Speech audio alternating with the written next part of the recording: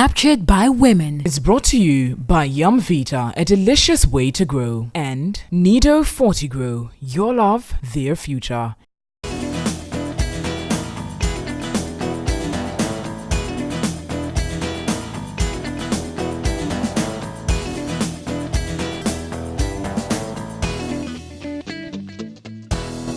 Hello, good afternoon, welcome. It's an honor to have you tuned in. You're watching TV3 and this is Captured by Women. This show is the only show on your weekend that is completely powered by women. Presenting the show with me today is the good Dr. Amma Ajiman, my lady Rosemond Ayite, and I am Nuong Falong. In the details of today's show, we're going to be looking at the president's health. Exactly when are the citizens supposed to know the status of the president's health, and at what point is the president's doctor supposed to give us that information? We want to have those questions answered. We'll go on in the show to delve into the demonstrations at the University of Science and Technology, which unfortunately turned violent and resulted in arson. We will be zeroing in on the issues concerning both the managerial front and the student front, and then we'll get some answers. Later on in the show, we will be looking at the increment in tariffs of telcos. Exactly how much will the consumer have to pay extra on data and on calls? And exactly why do you have to pay so much? Who benefits from all of this? We'll have some resource persons in the studio to answer these questions. Remember, Captured by Women is proudly sponsored by Nido, Yamvita, and GTP. We'll go for a quick break from our sponsors. When we come back, Captured by Women is still here.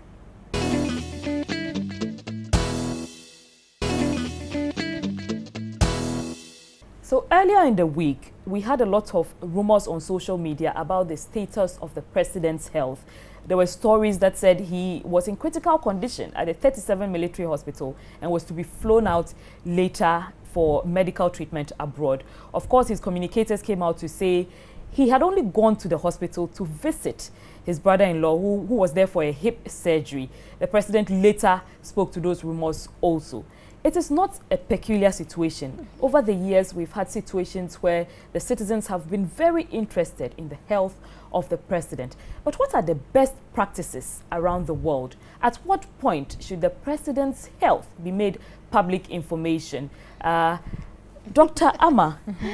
Well, I mean, if you ask the question, at what point should his health be made public information, there's no laid down rule as to at what point. Yes. It's a personal choice, and the president will decide to give out which information he wants to. Given that the state usually will take care of the president, that's still, I mean, not our concern primarily as to what health condition he has. That's still between himself and his doctor.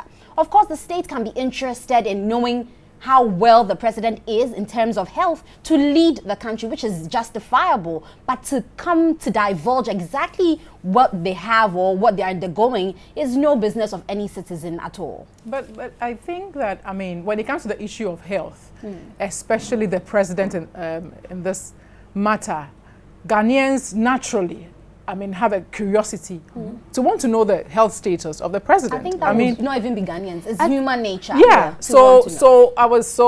I mean, if you look at our local scene, even these celebrities we have, the artists and all that, naturally, once they are in the public eye and in the spotlight, people want to know about what's going on with you. I think there's some people also say, since the taxpayer is footing his medical bills. That's what I'm saying. It's okay to want to know the state of his health, whether he's in good health or not. But it's not up to him to come and tell us what exactly is wrong with him in terms of if he has hypertension. He's not going to stand on the platform and say, I have hypertension and I'm going to London to be checked out. So you think he's not obliged to give the details? No, he's not at all. Because it's between himself and his doctor. Even his doctor cannot tell his wife unless he has given that permission to him to, you know, divulge the information. So it really is not up to us to ask what is wrong with the president. If you meet him at 37, and I mean, of course, people will speculate. This is not the first time. Like we rightly said, the vice president, it happened.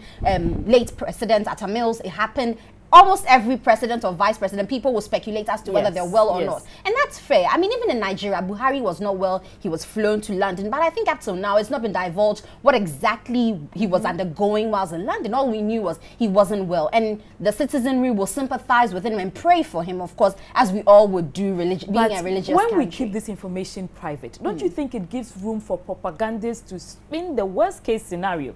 They would anyway. Even when they know your condition, they will still spin. So really, when it's private, I think it's enough for us to just know the general state of his health. But if the president is not well and cannot lead the country, we need to know. In some countries, the health situation of the leader is so public that you actually even find citizens wishing him well, praying for him, sending him flowers. Why can't we follow the same example in Ghana? Before we come to answer Falon's question, let's step out and find out what the president said exactly concerning that 37 military hospital issue. Captain Power Spencer, who's unfortunately there for a hip operation, has been translated into my collapse on the social media in preparation for my evacuation abroad. All I can say is that those whose political fortunes depend on my ill health and degeneration, all I can say is that we're all in the hands of the Almighty. Amen.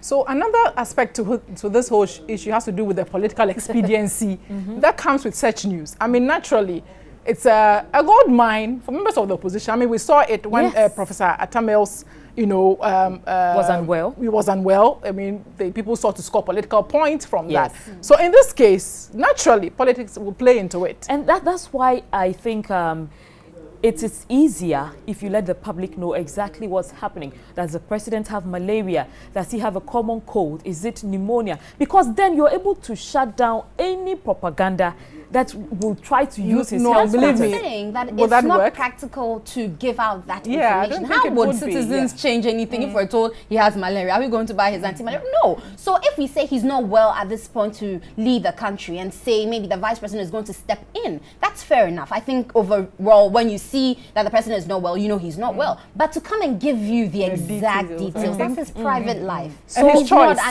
choice too. Yes, but usually, I know in the best practices, there are 3 exceptions to this whole medical confidentiality, and that's when it's required by law, when there's an approved research going on that will use the information. Also, when the person is of great social concern. That's what I'm saying. And the president is of great social concern to us to tell you the condition. And it's the person's choice. Suffering or whatever. So if, for instance, the president has prostate cancer and I come and say it, how is that going to change anything that we as citizens have to offer?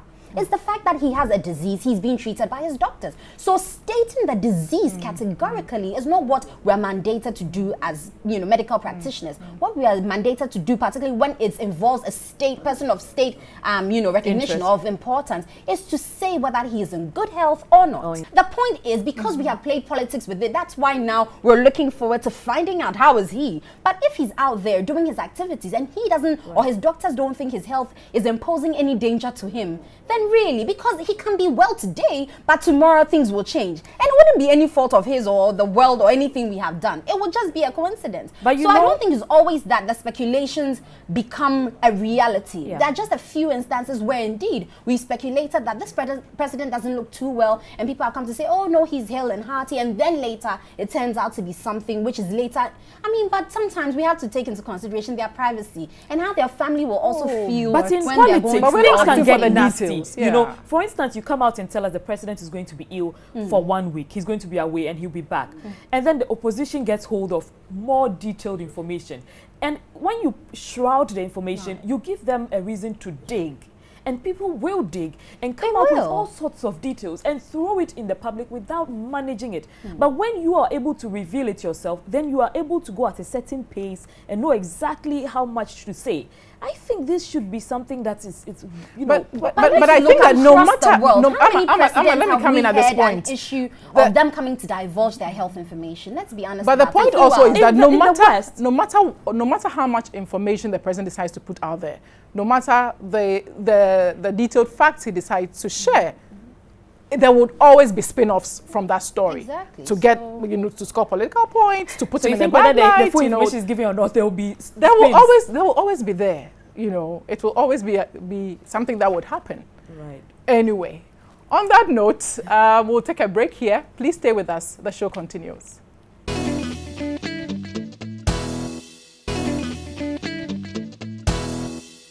Earlier this week, A peaceful demonstration that was planned to be organized by the Student Representative Council of KNUST turned out to be a brutal one. And this has developed into issues that led to the dissolution of the council. The school has also been closed and students have been asked to go home. We're going to delve into this issue to find out what this means for the university and moving forward how this can be prevented.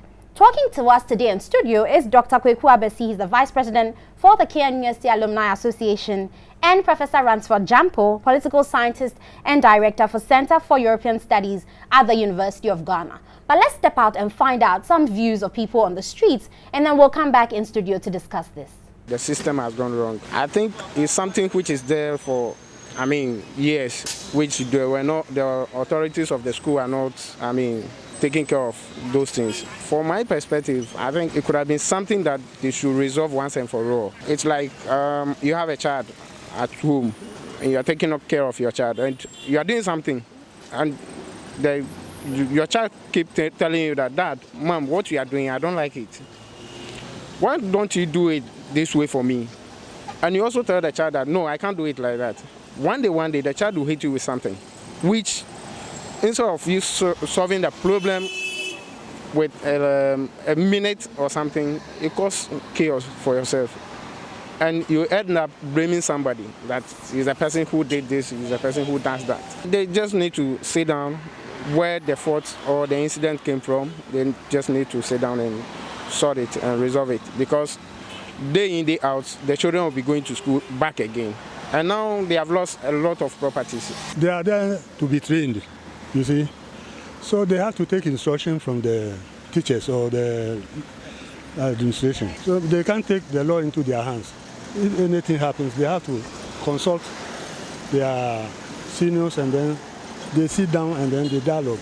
If people have been behaving like that, the school will not be like that. It's the system, because considering other universities, they have placed down some kind of policies and rules that students cannot just start demonstrations on their own. If you have any differences, you have to go to the appropriate office to report your case so that they can take it up there and work on it for you. Let's say UCC. That thing cannot happen in UCC because of the system. Even if it wants to happen, immediately they will call for quizzes. And everybody wants to pass the quiz. So the person cannot even be part of that demonstration. It's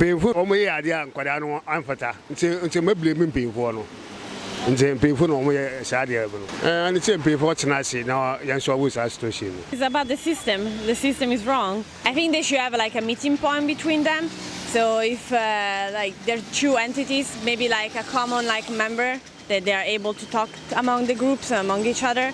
So if they are not able to communicate their issue, just try to find a meeting point, like maybe a representative among the students and a representative with the staff, and that kind of yeah. Good afternoon, gentlemen, and welcome to Captured by Women. So let's start off with the alumni. The alumnus. I'd want to find out, the various interpretations have been put to this riot on campus, but you have dealt with the SRC and you know the nitty-gritties, you know the real issues. Kindly highlight what the issues that led to the fermentation of this process. Thank you very much. If you read the SRC press statement, they summarized their grievances that led them to undertake the purported peaceful demonstration, which turned out to be a violent demonstration. According to them, the university is treating them like children, and they had a problem with that. And they also raised an issue of centralization on of account. They said they don't have the total freedom to manage their own finances. It's like the university, in the name of centralization, controlling the management of their finances. Then the last one that they raised was the brutalities by internal security. They said there are many cases of students being abused and being reported to the university management team, and nothing had been done about that. And they felt they had an opportunity to vent out their anger to the university authorities for solution.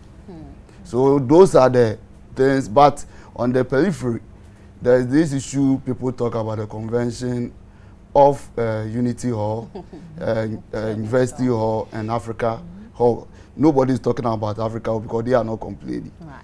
And to me, I think those issues are a problem of alumni people coming from outside, right, and the student of University Hall and student of Unity Hall.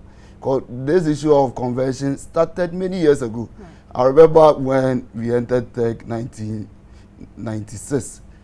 There was this rumor that University Hall was going to be converted to MS Hall, and around 1 AM went on a demonstration. So you could see the historical nature of the problems that we have on campus. But do you think the conversion of the halls was a strong contributory factor to the demonstration? I think from the outside force, it seemed to have been a contributor on the kind of confusion and tension on campus. But according to the SRC, we they continue maintain for the demonstration on Monday, the convention issue wasn't part of it. Right. Prof. Jampo, let's come to you. Let's touch on the political considerations that have come to this whole issue and the fact that people think it's there's a political twist to everything that has occurred up until now. Really, from where you sit, what's your take on this? Well, I don't know the political twist people are talking about. The point is something may have gone wrong and students were not happy about it, and they went on demonstration that led to the destruction of property, which I condemn. I mean, demonstration can be staged. It is one's constitutional right to go on demonstration, but in so doing, you don't have to destroy the very things that taxpayers' money have been used to construct and all that. And so I do not know the political twist, but I think what has gone on, in my view, is good, apart from the fact that I don't support the destruction of property. Right. But it marks or it sends a signal to perhaps everybody in Ghana, particularly today's politician, that look, this is a period that you may be witnessing the reaccession of students' activism. And I am looking forward to the day that students will go back to their olden days where they were regarded as the vanguards of good governance and then also the conscience of the nation. Students used to be referred to as the vanguards of good government and then also the conscience of the nation. Because right from independence up till the inception of the Fourth Republic, no regime ascended to the political throne without the support of students. And any regime that violated the fiduciary trust reposed in it by the people was ousted, was kicked against or kicked out by students. And so students were really a force to reckon with. They will lend all their support. I don't know whether you remember, but at one point or 2 points in time, at Champon's time and Rollins's time, students of the universities boycotted lectures and they went into the hinterlands. In the case of Rollins, they went into the villages just to carry cocoa at their back, okay, to places where they could be transported for export. That showed the total support. But at the same time, when they found out that the regime was misbehaving, they were among the first to speak against it and all that. But when we got to 1992, the politician thought of outsmarting the students. Well, they looked at the power and the strength. The mere mention of the name of Nooks sent shivers down the spines of politicians.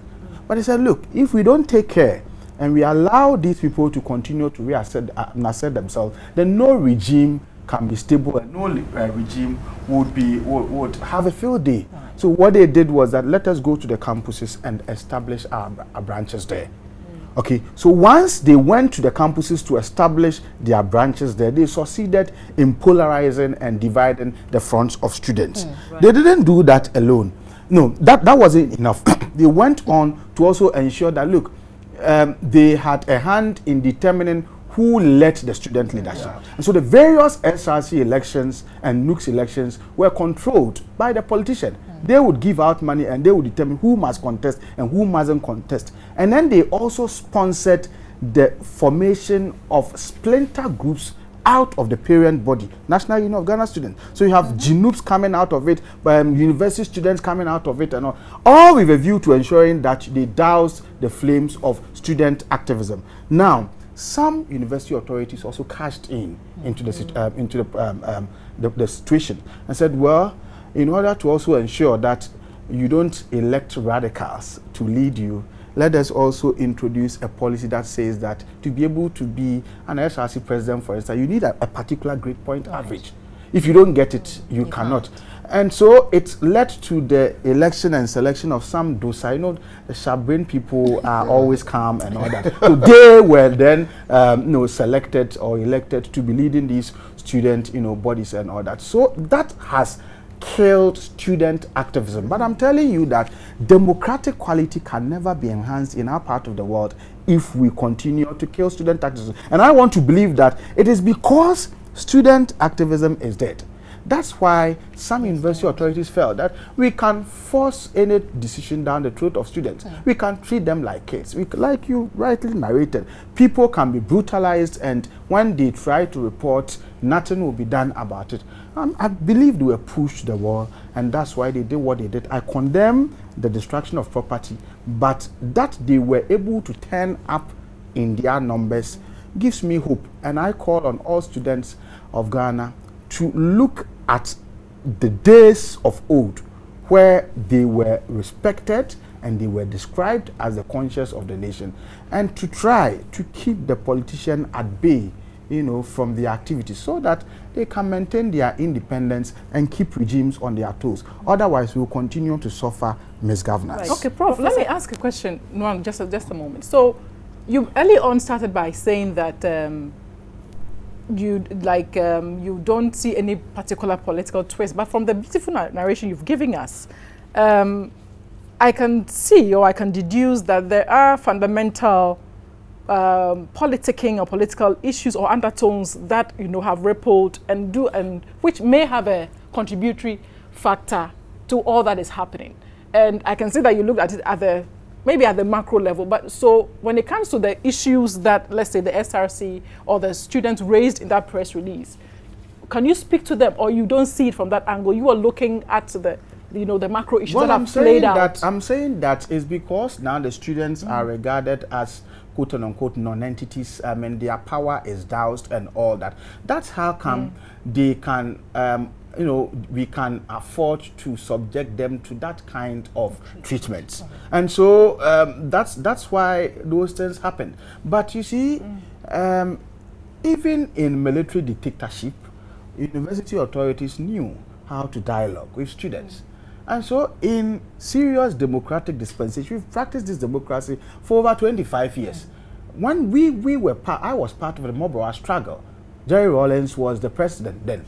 Even around the time that he was combining democratic practices with revolutionary tendencies, he was forced to, at one point in time, see the need to dialogue with students and all that. And so I don't see why anybody can be at the helm of affairs as a university authority and wouldn't want to dialogue with students. There may be laudable objectives and policies that may be introduced with a view to ensuring that academic work goes on smoothly and there is academic development on the part of students and all that. But in all these, irrespective of how laudable the intentions may be, if you don't dialogue with those that these policies are intended to directly affect, then this is likely the results. So, that will. Professor Jampo, you think there was an attempt to break the student front? No, there's been an attempt to break. In fact, the student front has been broken right from 1992 by the formation of branches of political parties. That's why I am so not too happy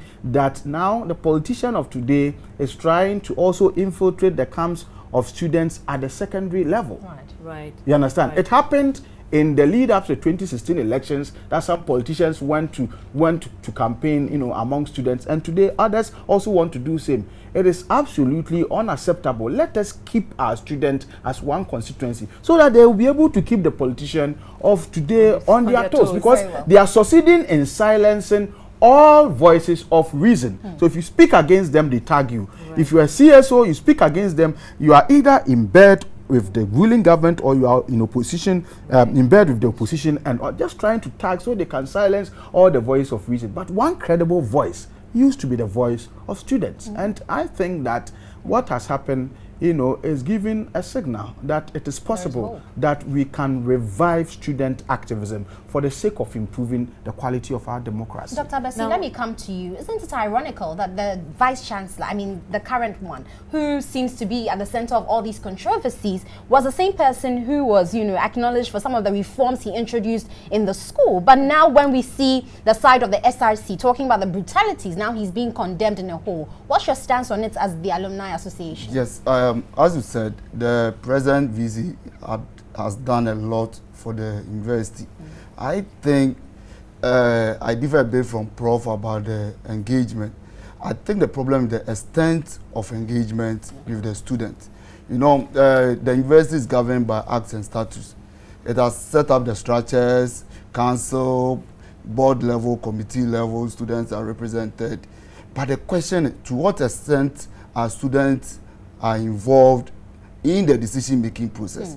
I think this is the challenge that we need to address now. We need to come out with a system where the student will be seen to be more involved in the decision-making process. Over the years, from our time, you have the SRC president and the GRASAC president on council.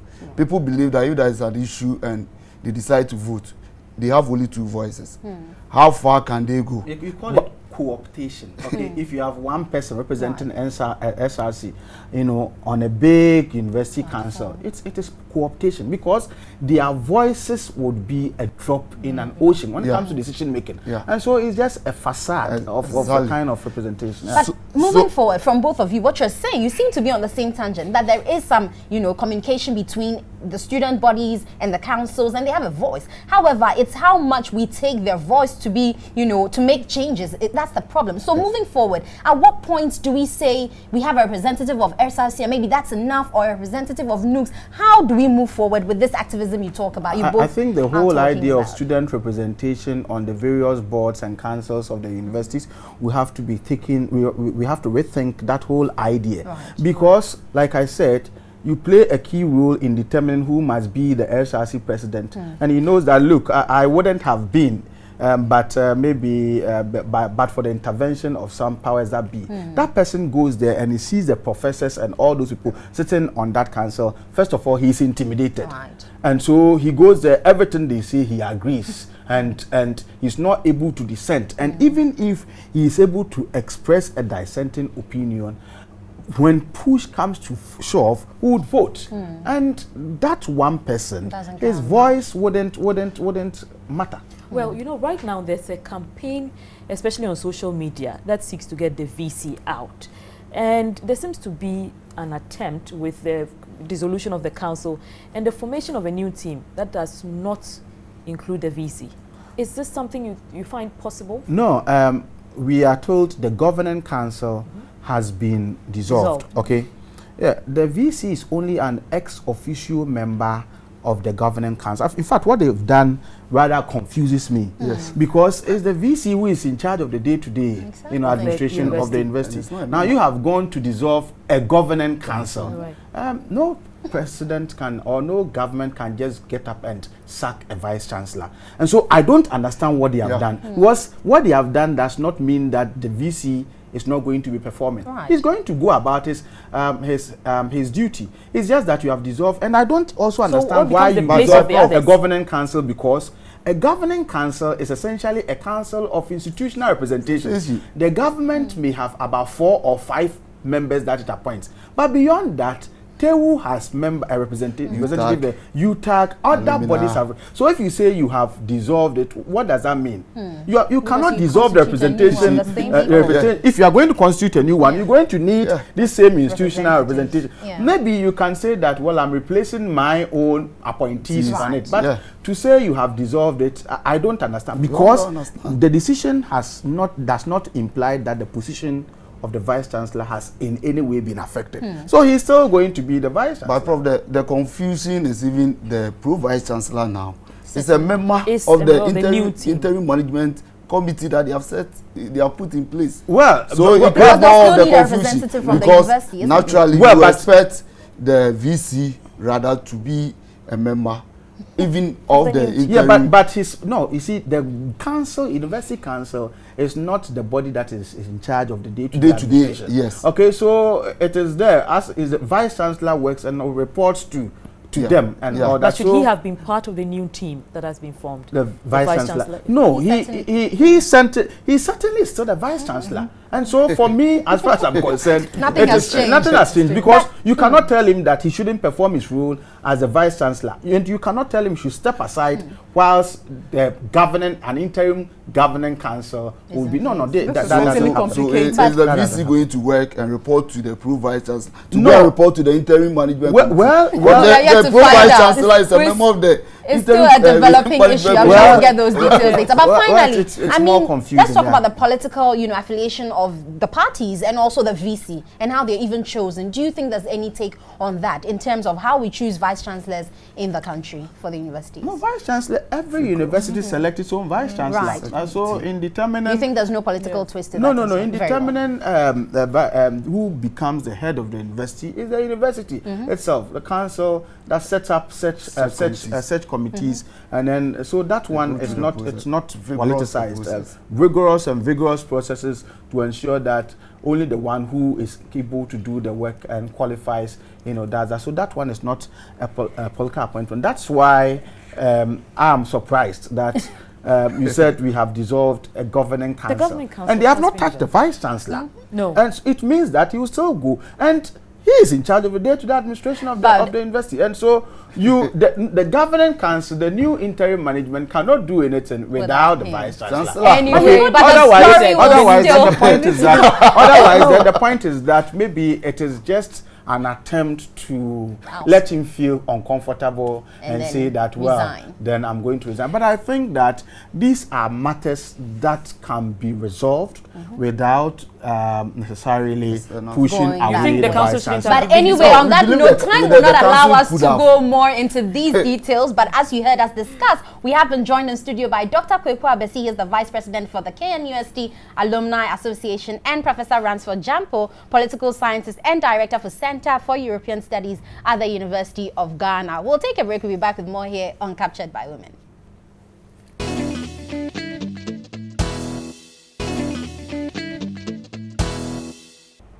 Thanks for staying with us. So from the 1st of November, which is just next week, you will be paying more for your calls, you'll be paying more for the data that you bundle, and for general telecommunications services. This is according to an announcement by the Ghana Chamber of Telecommunications that all tariffs are going to be increased from next week. As unhappy as this news is to many people, we want to find out exactly what has led to these upward revisions. We've been joined on the phone by the CEO of the Ghana Chamber of Telecommunications, Mr. Kenneth Ashigbe, to help us understand the issues. Mr. Ashigbe, good afternoon to you and welcome to Captured by Women. Good afternoon. Thank you for joining us. I'm sure you're keenly following the discussions after the announcement of the upward review of the tariffs. There's no announcement of an upward review of tariffs. Really? But there's some information out there. Could you provide clarity for us then? Okay, so what was announced was the fact that by virtue of the fact that the government has revised the VAT law, the Get Fund law, and then the NHIL law, that delinks the two levies from the VAT. Now these two levies have become direct taxes that are incident on the customer. So what is going to happen is that the tariffs of the telcos are not changing. The only thing that has changed is this tax that will now be incident on me and you as consumers. So it's important not to communicate it as if it's tariffs that are going to be increased. That's not what it is.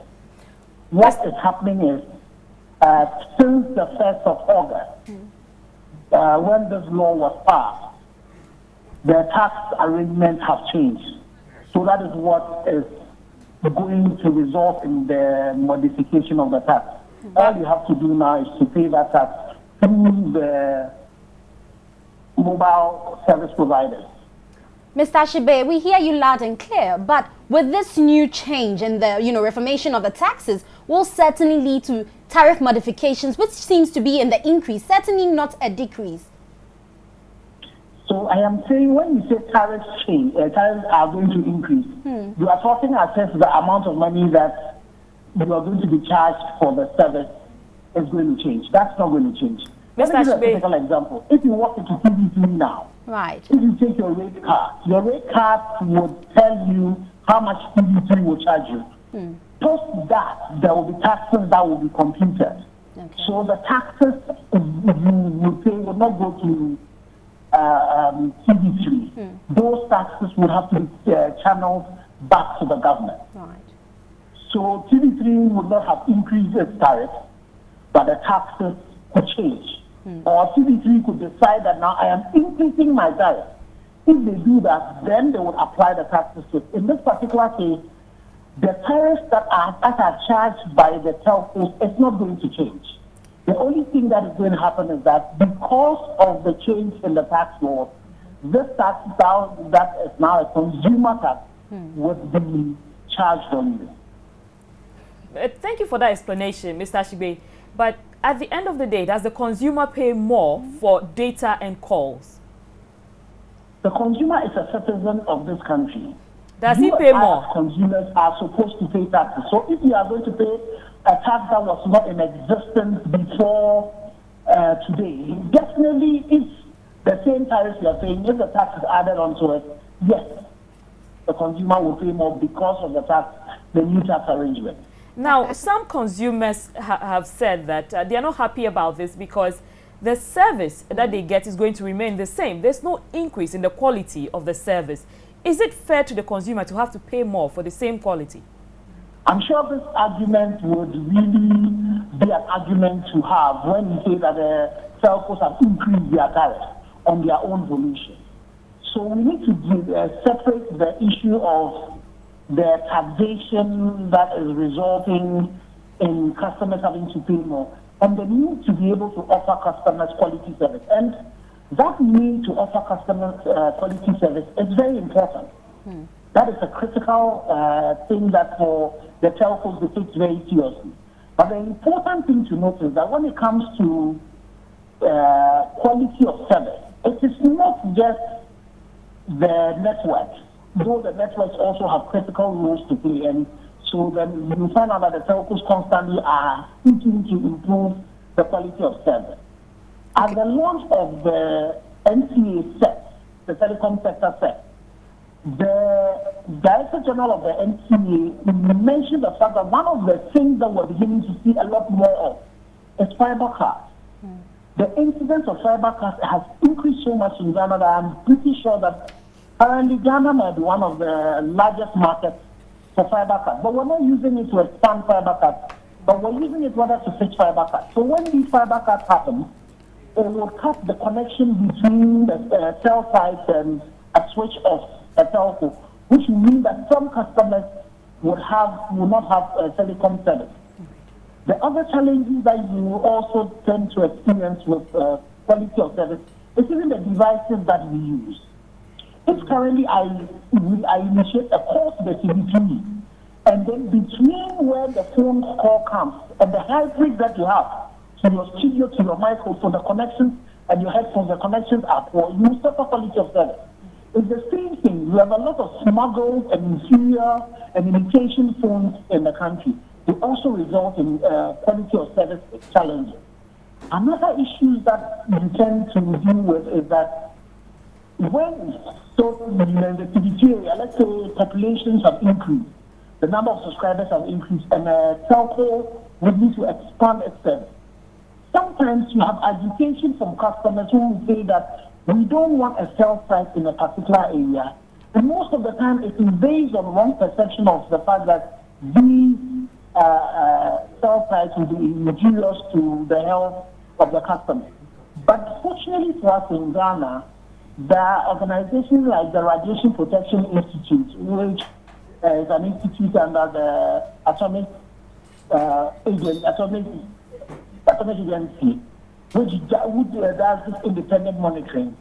The MCA themselves have also acquired laboratories that enable them to be able to monitor this.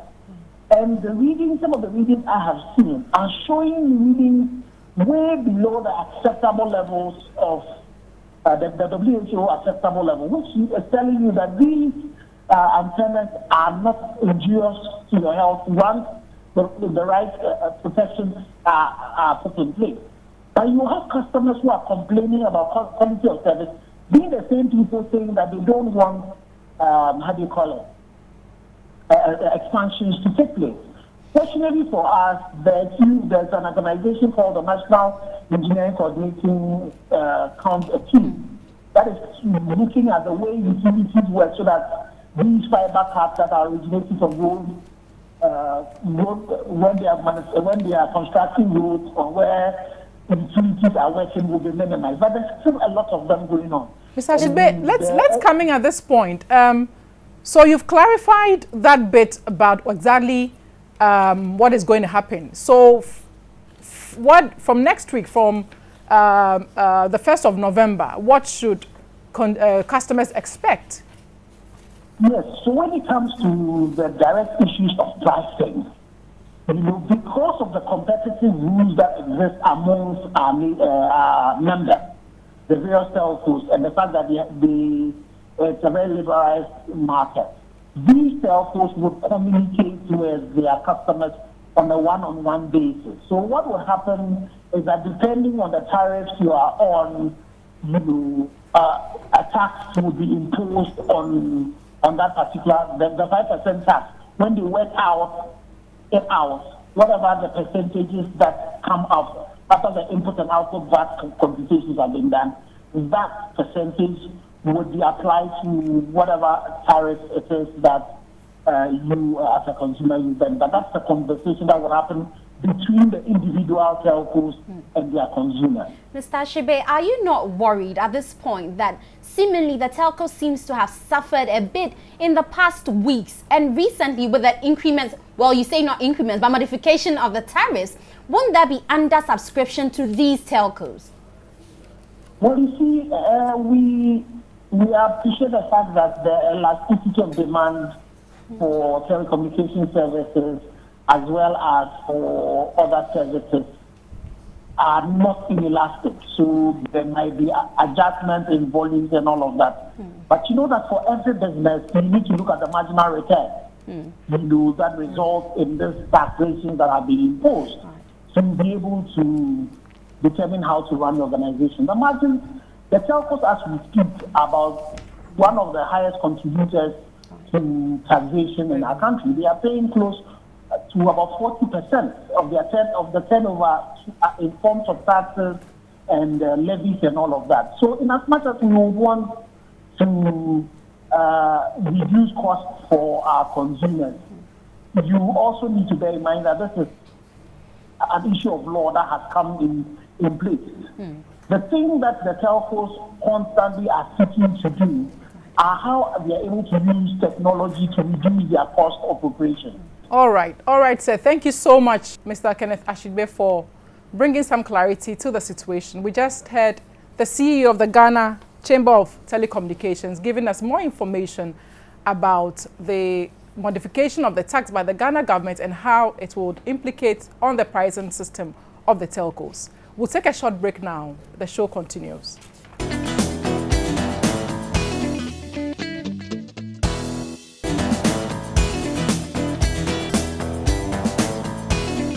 Well, all too soon we've come to the end of the show, but just to run through what we discussed here today, we started off by talking about the president's health and how much information should be divulged to the citizens who pay for his treatment and, management of his health. As a state, should we be so concerned as to what the nitty-gritties of his health are, or is just enough to let us know the president is either well or unwell? Anyway, so those were our views, but we certainly want to know what you think. So make sure you share with us on Facebook, Instagram, Twitter. Make sure you capture us because we have captured you today. Then we also talked about the Kwame Nkrumah University of Science and Technology and the peaceful demonstration that became a riot and has led to the dissolution of the council. We want to find out what next. How would we move from this point to make sure that this issue does not persist in our universities or technical institutions moving forward? Then also we talked about the telcos and the scramble for more revenue and the fact that there is tariff modification based on the tax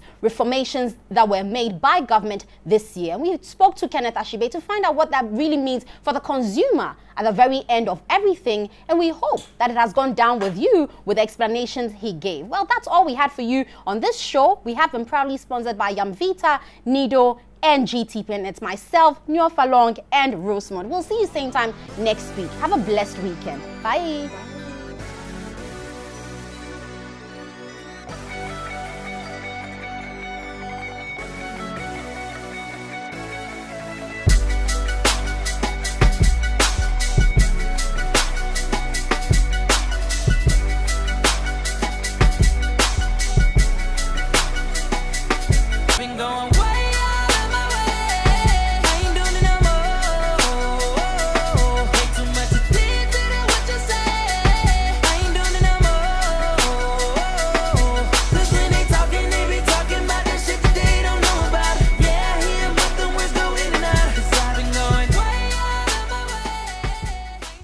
Captured by Women is brought to you by Yamvita, a delicious way to grow, and Nido 40 Grow, your love, their future.